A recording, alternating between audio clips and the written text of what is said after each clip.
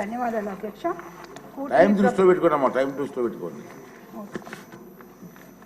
కూటమి ప్రభుత్వం ఆధ్వర్యంలో తొలిసారి ప్రవేశపెట్టిన 2024-25 బడ్జెట్పై సభలో నాకు మాట్లాడే అవకాశం కల్పించిన గౌరవనీయులు స్పీకర్ అయ్యన్న పాత్రులు గారికి నా ప్రత్యేక కృతజ్ఞతలు తెలుపుకుంటున్నాను.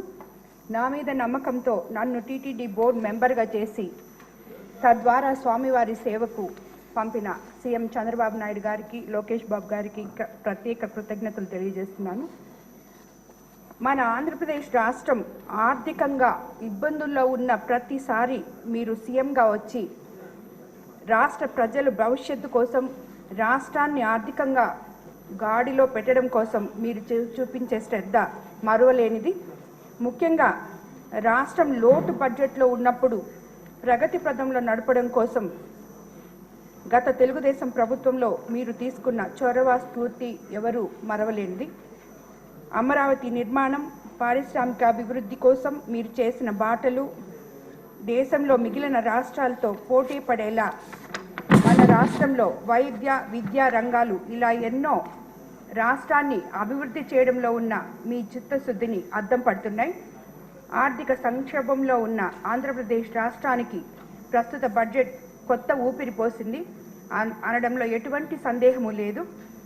అధ్యక్ష, ఆర్థిక మంత్రి శ్రీ పయ్యావుల కేశవ్ గారు ప్రవేశపెట్టిన 2,94,427 కోట్ల బడ్జెట్లో వ్యవసాయం, విద్య, వైద్యం, ఇరిగేషన్, పంచాయతీరాజ్ మరియు బీసీ సంక్షేమం లాంటి ప్రధాన శాఖల కేటాయింపుల గణాంకాలు చూశాక అభివృద్ధితో పాటు ప్రజా సంక్షేమాన్ని సమపాలుల్లో బ్యాలెన్స్ చేయగల సమర్థవంతమైన గౌరవ ముఖ్యమంత్రి వర్యులు శ్రీ నారా చంద్రబాబు నాయుడు గారికి దక్కిందని చెప్పి మనం అందరము తెలుసుకోవాలి. అధ్యక్ష, మనది ప్రధానంగా వ్యవసాయ ఆధారిత రాష్ట్రం అన్న వాస్తవాన్ని గుర్తించి వ్యవసాయం మరియు వ్యవసాయ అనుబంధ రంగాలకు 43,402 కోట్ల రూపాయలు కేటాయించి అన్నదాతలకు బాసటగా నిలిచిన ముఖ్యమంత్రి శ్రీ నారా చంద్రబాబు నాయుడు గారికి, శ్రీ మంత్రివర్యులు అచ్చెన్నాయుడు గారికి రాష్ట్ర రైతాంగం రుణపడి ఉంటుందని ఈ సందర్భంగా తెలియజేసుకుంటున్నాను. అధ్యక్ష, రైతాంగాన్ని ఆదుకునేందుకు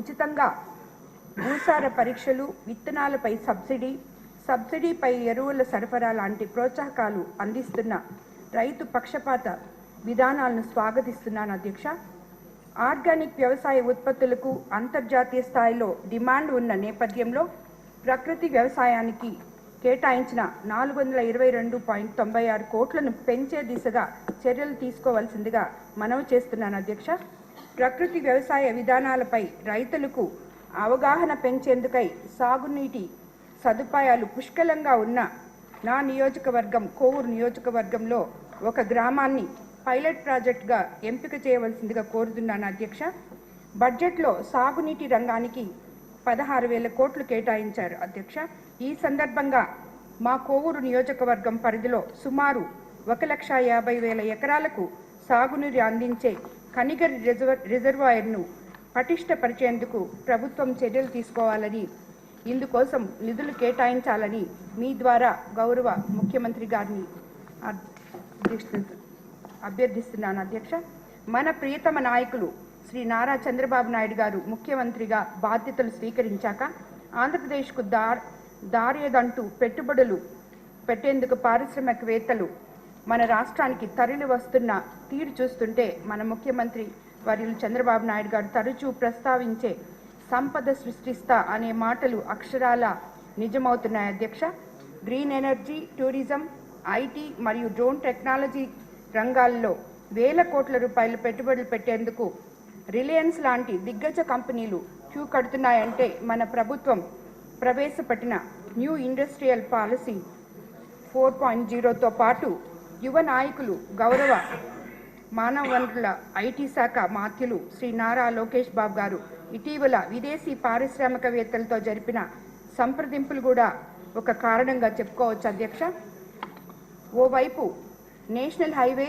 మరోవైపు రైల్వే ట్రాక్తో పాటు కేవలం 25 కిలోమీటర్ల దూరంలో అంతర్జాతీయ దిగుమతులకు అనువైన పోర్టు సౌకర్యం ఉన్న కోవూరు నియోజకవర్గ పరిధిలో 2,700 ఎకరాల విస్తీర్ణంలో ఉన్న ఇఫ్కో కిసాన్ సెజ్లో పరిశ్రమలు పెట్టేలా పారిశ్రామికవేత్తలను ఒప్పించేలా చొరవ చూపాల్సిందిగా మీ ద్వారా గౌరవ ముఖ్యమంత్రి గారికి మనవి చేసుకుంటున్నాను అధ్యక్ష. తెలుగుదేశం పార్టీ ఆవిర్భావం నుండి మహిళలకు పార్టీ పట్ల ఎనలేని అభిమానం ఉంది. మీరు తీసుకువచ్చిన పొదుపు సంఘాలు, డాక్వా గ్రూపులు లాంటివి మహిళల అభివృద్ధికి ఎంతగానో తోడ్పడుతున్నాయి అధ్యక్ష. ఎన్నికల సమయంలో ఇచ్చిన సూపర్ 6 పథకాలకు బడ్జెట్లో నిధులు కేటాయించడం కూటమి ప్రభుత్వం ప్రాధాన్యతలను విస్తరిస్తుంది అధ్యక్ష. సూపర్ 6 పథకాల్లో భాగంగా ఇప్పటికే దీపం పథకం కింద ఉచిత గ్యాస్ సిలిండర్లు అందిస్తున్నాం. దీని ద్వారా దాదాపు 5 లక్షల మంది లబ్ధిదారులకు 895 కోట్ల రూపాయల మేర రాయితీ సొమ్ము వారి ఖాతాల్లో జమ చేయడం సంతోషకరం అధ్యక్ష.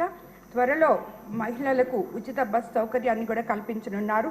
దీని ద్వారా మహిళలు పై ఆర్థిక భారాన్ని మరింత తగ్గించే అవకాశం ఉంది అధ్యక్ష.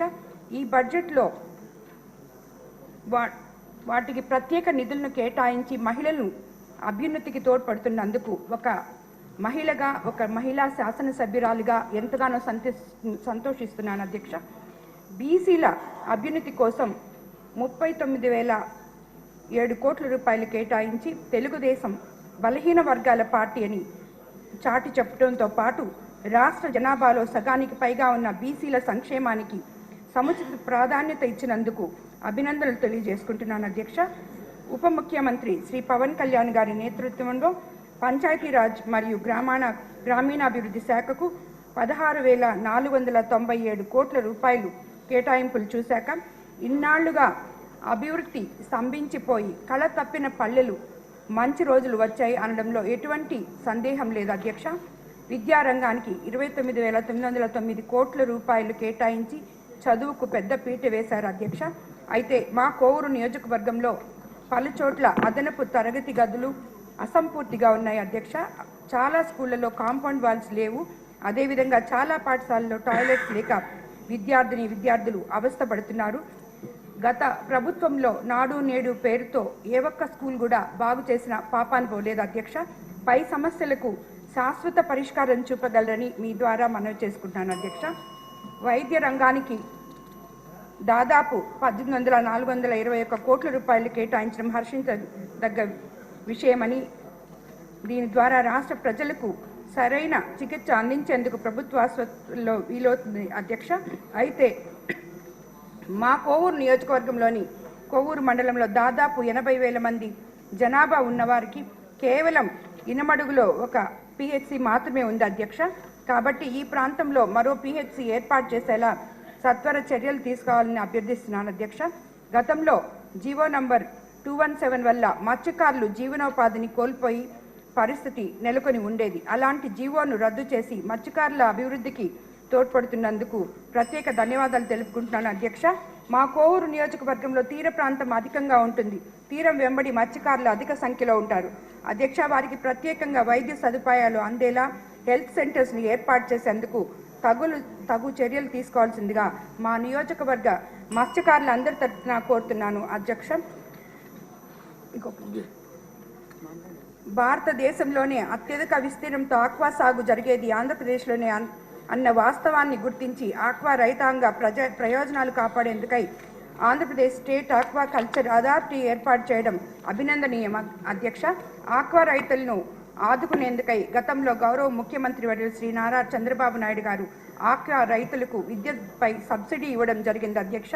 నేను ప్రాతినిధ్యం వహించే కోవూరు నియోజకవర్గం పెద్ద సంఖ్యలో రైతులు రొయ్యలు సాగు చేస్తుంటారు అధ్యక్ష. నిలకడ లేని ధరలు, వైరస్ల వల్ల కారణంగా ప్రస్తుతం ఆక్వా రంగం సంక్షోభంలో ఉంది అధ్యక్ష. పీకల్లోతు కష్టాల్లో ఉన్న ఆక్వా రైతాంగాన్ని ఆదుకోవాలంటే ఫీడ్ ధరలు తగ్గించే దిశగా ప్రభుత్వం చొరవ తీసుకోవాలి అధ్యక్ష. ఆక్వా ఫీడ్ తయారీలో ప్రధాన ముడిసరుకైన సోయా కొనుగోలులో ప్రభుత్వం సబ్సిడీ ఇస్తే మ్యానుఫ్యాక్చరింగ్ కాస్ట్ తగ్గుతుంది అధ్యక్ష. ఆ సబ్సిడీ ద్వారా ఆక్వా రైతులకు ప్రయోజనం చేకూరేలా ఫీడ్ ధర తగ్గించి రైతాంగాన్ని ఆదుకోవాల్సిందిగా విజ్ఞప్తి చేస్తున్నాను అధ్యక్ష. గత ప్రభుత్వంలో నిలిచిపోయిన అభివృద్ధి పనులు తిరిగి పునఃప్రారంభించి తద్వారా మన రాష్ట్రాన్ని దేశంలోనే అత్యున్నత స్థానంలో ఉంచడం కోసం సీఎం గారు చూపిస్తున్న చొరవకు ఆంధ్రప్రదేశ్ రాష్ట్రం మొత్తం శిరస్సు వంచి నమస్కరిస్తుంది అధ్యక్ష. ధన్యవాదాలు అధ్యక్ష. పెద్దలు ఆంజనేయులు